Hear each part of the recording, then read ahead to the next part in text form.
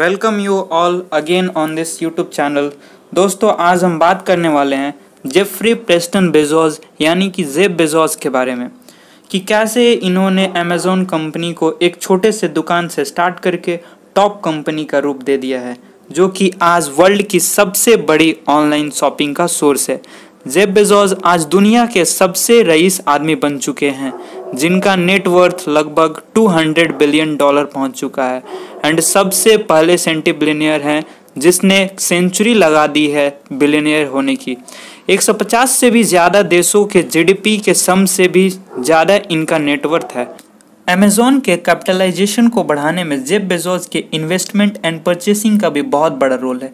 Jeff Bezos ने कई बड़ी कंपनीज में इन्वेस्ट किया है, जिसमें गूगल, उबर, ग्रेल, लुकआउट, ट्विटर और भी बहुत सारी कंपनी शामिल है and also purchase so many companies, for example Audible, IMDb, the Washington post और भी बहुत सारे कंपनीज है।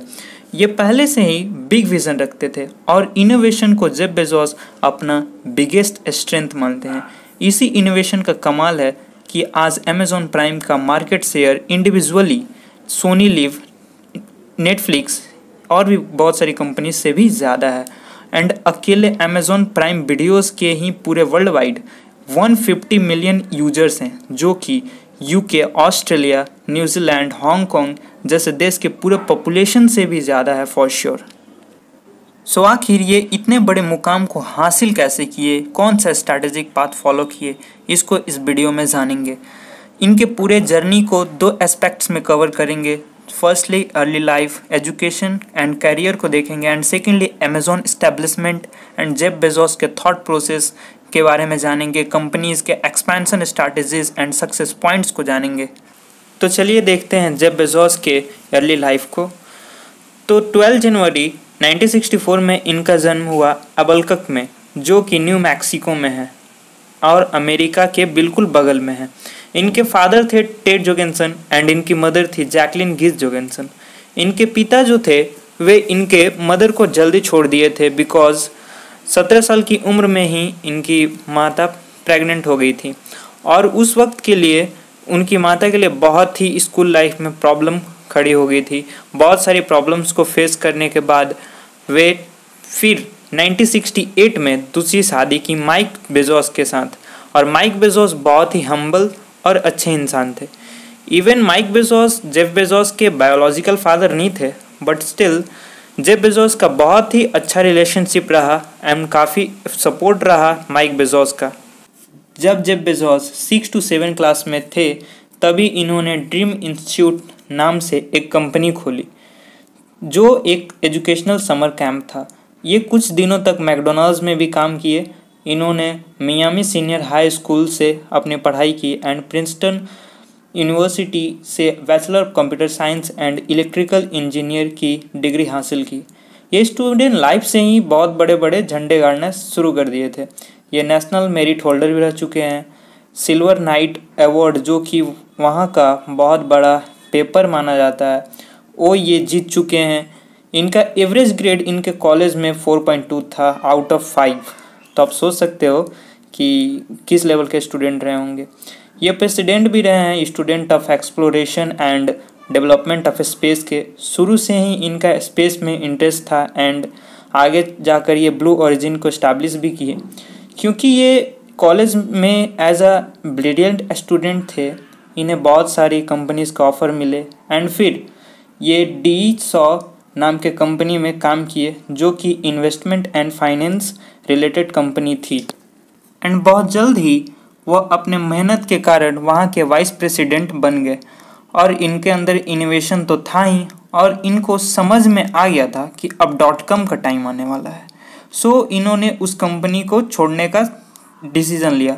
फिर 1993 में ऑनलाइन बुक स्टोर शुरू किया अपना खुद का, जो आगे चलकर अमेज़ॉन बना। फिर ये बुक्स बेचना शुरू किए एंड केवल 30 डेज में मोर देन 40 कंट्रीज़ में बुक्स को बेच डाली। इवन इनको पता नहीं था कि हाँ, ये जो मैं शुरू कर रहा हूँ ये सफल होगा या नहीं होगा, बट स्टिल इन्होंने हिम्मत की और शुरू करी और केवल एक सप्ताह में $20,000 की बुक की सेलिंग कर ली। और आज यही अमेज़ॉन कंपनी अप्रॉक्स $200 बिलियन की कंपनी बन चुकी है और आज दुनिया की सबसे बड़ी ऑनलाइन शॉपिंग की कंपनी बन चुकी है। ये इतने बड़े ग्रोथ पे कैसे पहुँचे, इनका क्या अप्रोच रहा, क्या स्ट्रैटेजी रहा, इनकी माइंडसेट अप्रोच क्या थी, ये सारी चीज़ें हम अब कवर करेंगे। तो चलिए देखते हैं इनके बिजनेस एक्सपेंशन स्ट्रैटेजी को step wise. Number 1, regarding customer first. ये तो भैया इनका मोस्ट प्रायर स्ट्रैटेजी रहा है। ये कहते हैं कि हमें कस्टमर को एज अ किंग कंसिडर करके उसके हिसाब से सोच के प्रोडक्ट का फॉर्मेशन करना है। कौन सी चीज़ें कस्टमर को पसंद है, कौन सी चीज़ें रिजेक्ट करता है कस्टमर, ये सारी चीज़ें देख कर ही प्रोडक्ट बनाएंगे। कस्टमर के प्रॉब्लम को एनालाइज करके जब सबसे पहला फर्स्ट प्रॉब्लम जो देखा था उन्होंने, वो था डिलीवरिंग में लेट होने वाला प्रॉब्लम। तो इन्होंने इसको सॉल्व करने के लिए सेम डे डिलीवरी वाला पॉलिसी को इम्प्लीमेंट किया। जेफ बेजोस कहते हैं कि प्रोडक्ट बस बेटर होना चाहिए, कस्टमर डिससेटिस्फाई ना हो सामान लेने के बाद, उसके लिए जितना एफर्ट लगाना है उतना एफर्ट लगाओ। Number 2, betterment is greater than advertisement. ये शुरू से ही अपने प्रोडक्ट को लेकर बहुत ही सीरियस एंड 100% श्योर रहे हैं। ये कहते हैं कि प्रोडक्ट ऐसा होना चाहिए जिससे कस्टमर को गारंटी 110% दिया जा सके, क्योंकि केवल एडवर्टाइजमेंट से कुछ नहीं होने वाला। हमें प्रोडक्ट के रेशियो को 4:1 करके मेंटेन करना होगा, जिसमें से अगर 4 पार्ट ऑफ इन्वेस्टमेंट अगर प्रोडक्ट को रेक्टिफाई करने को जा रहा है तो केवल 1 पार्ट ही एडवर्टाइजमेंट पर जाए और उसके लिए उतना ही काफ़ी होगा। Number 3, style of presentation of product. ये तो बहुत ही ज़रूरी पॉइंट है भैया कि आप अपने प्रोडक्ट को कैसे कस्टमर के सामने प्रेजेंट करते हो, and that action will determine कि वह कस्टमर तुम्हारा प्रोडक्ट लेगा या नहीं लेगा, क्योंकि कस्टमर जब जानेगा तभी तो खरीदने को मानेगा। ये बिल्कुल वैसे ही है जैसे मानो आप बहुत पढ़ाई की, बट अगर आप एग्जामिनेशन के वक्त में अपने पेपर को अच्छे ढंग से प्रेजेंट नहीं किया तो तुम्हारे मार्क्स कटेंगे ही कटेंगे। इससे कुछ फ़र्क नहीं पड़ता कि आपने कितना ज़्यादा लिखा था और कितना कम लिखा था। So clarity for customer related to product is quite important. Next strategy है identifying hidden honor in each employee. हम सब ये जानते हैं और जेफ बेजोस भी इस बात को मानते हैं कि हर एक आदमी अपने अपने रेस्पेक्टिव स्किल में मास्टर होता है, यानी कि एक ऑनर होता है। हमें ये एम्प्लॉय नहीं, वह ऑनर चाहिए, बिकॉज अगर बिल्डिंग को मजबूत बनानी है तो हर एक ईंट को मजबूत करनी होगी। वैसे ही कंपनी को एक्सपेंशन के लिए हर एक एम्प्लॉय को अपने ऑनरशिप स्किल को पकड़ना होगा और मजबूत रहनी होगी। Number 5, start experiment immediately.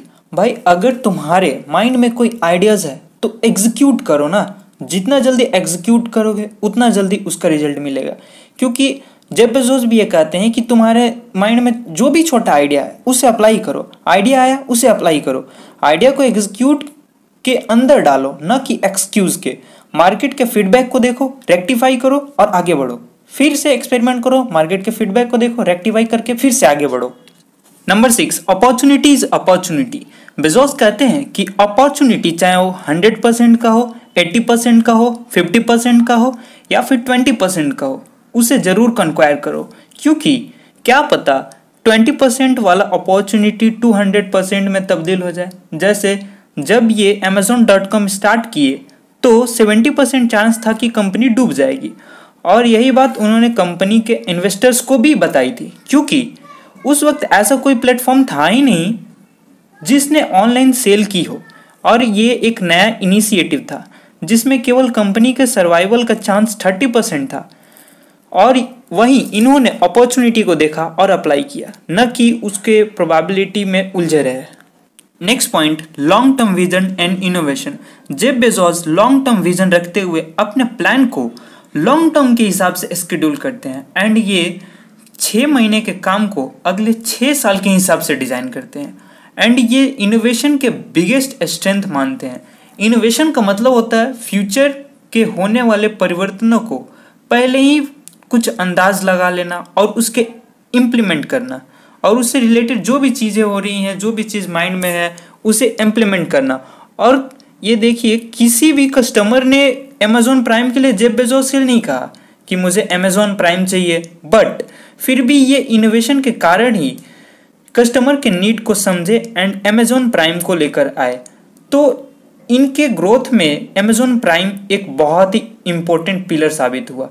आज अमेज़ॉन कई सारी सर्विसेज प्रोवाइड करता है, जिनमें Amazon prime, amazon.com, Amazon game studio, Amazon music, Amazon business, Amazon Kindle, Amazon web series और भी बहुत सारे सर्विसेज शामिल हैं। इन सभी सर्विसेज को मार्केट में आने का एक ही वजह है और वो है innovation. Next point, good sleep and morning efficiency. लोग ये सोचते हैं कि जितना बड़ा एम्पायर होता है उतना ही ज़्यादा वर्कलोड होता है एंड देयरफॉर उतना ही ड्यूरेशन वर्क का बढ़ जाता है। यानी कि बहुत सारे लोग ये भी सोचते हैं कि जेफ बेजोस 15 से 16 घंटे काम करते होंगे, पर ये ट्रू नहीं है। हमारी एंड आपकी तरह जेफ बेजोस का दिन भी एक नॉर्मली रूटीन से शुरू होता है एंड ये प्रॉपरली 6 to 7 आवर्स का नींद लेकर अपने दिन को शुरू करते हैं, बट ये मॉर्निंग टाइम को बहुत एफिशिएंट मानते हैं, ये बात है। एंड इस वक्त को बेकार के कामों में कंज्यूम नहीं करते।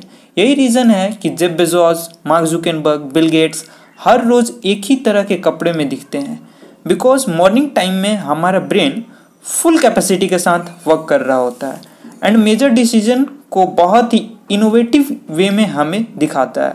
इसलिए जेफ बेजोस इम्पोर्टेंट मीटिंग को, जितनी भी इम्पोर्टेंट मीटिंग्स होती हैं, लंच से पहले ख़त्म कर लेते हैं। जेफ बेजोस 8 घंटे की काम करते हैं और शाम को 5 बजे के बाद ये काम नहीं करते हैं, बिकॉज बेजोस मानते हैं कि हमारे ब्रेन को इफ़िशियंटली काम करने के लिए रिलैक्समेंट एंड रिफ्रेशमेंट दोनों ही काफ़ी ज़रूरी है। जैसे किसी इंजन के मैक्सिमम आउटपुट 24 आवर्स अगर है, तो इसका मतलब ये नहीं कि आप एक ही दिन में 24 आवर्स उसके आउटपुट का यूज़ करो। उस मशीन को प्रॉपर चलने के लिए उसे रिलैक्स देना ज़रूरी है। इवन शुरुआत में जेफ बेजोस बहुत ही ज़्यादा काम करते थे, because we all know that first step is often difficult to take, because हम कुछ नया इनिशिएट कर रहे होते हैं और एक नए डोमेन में एंटर कर रहे होते हैं, तो वहाँ बहुत ही पुश की ज़रूरत होती है, इसलिए वो ज़रा डिफ़िकल्ट होता है। Last point, learn from failures. It is the last point but not the least. आप चाहें किसी भी सक्सेसफुल पर्सन को ले लो, Elon Musk, Bill Gates, Mark Zuckerberg, Warren Buffett, जिसको भी ले लो, सब में ये पॉइंट कॉमन है। जेफ बेजोस जानते हैं कि किसी भी सक्सेस के लिए फेलियर का होना कितना ज़्यादा इम्पोर्टेंट होता है, क्योंकि फेलियर ही हमारे पर्सनालिटी, स्ट्रेंथ एंड उस सक्सेस के बिग होने को डिफाइन करता है। सो ये हमेशा कुछ न कुछ नया करते रहते थे और फेल हुए, फिर करेक्ट किया, फिर ये आगे बढ़े। सो फाइनली हमने जेफ बेजोस की पूरी जर्नी को आपके सामने रख दिया है, जो आप सभी अब जान गए हो एंड आगे भी इस चैनल पर बने रहो। ऐसी ही वीडियोस आपको मिलती रहेगी। आगे भी मैं सक्सेस स्टोरी शेयर करता रहूँगा। आगे इनोवेशन पे वीडियो आने वाली है। अपने अंदर इनोवेशन का थॉट प्रोसेस कैसे बिल्डअप करें एंड अपने आप को कल से बेहतर कैसे बनाएं। सो चैनल को सब्सक्राइब कर लो और इस वीडियो को शेयर भी कर लो। और मैंने CEO of Google and alphabet सुंदर पिचाई की भी सक्सेस स्टोरी डिस्कस किया हुआ है। अगर आपने नहीं देखा तो आप चाहो तो देख सकते हैं। We will meet soon again. Till then, bye bye.